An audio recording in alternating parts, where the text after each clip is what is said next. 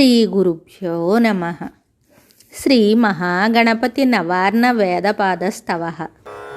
శ్రీకంఠతనయ శ్రీశ శ్రీకర శ్రీదళార్చిత శ్రీ వినాయక సర్వేశ శ్రియం వాసయ మే కులే. గజానన గణాధీశ ద్విజరాజ విభూషిత భజే త్వాం సచ్చిదానంద బ్రహ్మణాం బ్రహ్మణస్పతే.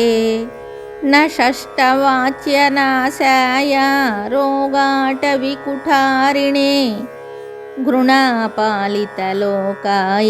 వనానాం పతయే నమః. ధియం ప్రయచ్చతే తుభ్యమిప్సితార్థప్రదాయినే దీప్తభూషణభూషాయ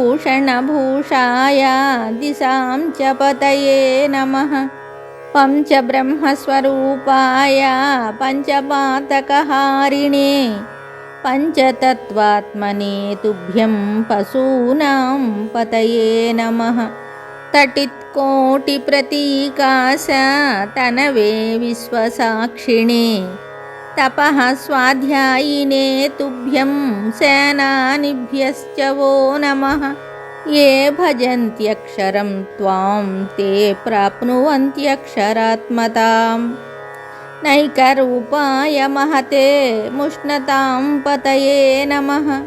నగజావరపుత్రాయ సురరాజార్చితాయ చ సుగుణాయ నమస్తుభ్యం సుమృఢీకాయ మీఢుషే. మహాపాతక సంఘాత మహారణభయాపః త్వదీయ కృపయా దేవ సర్వానవయజామహే.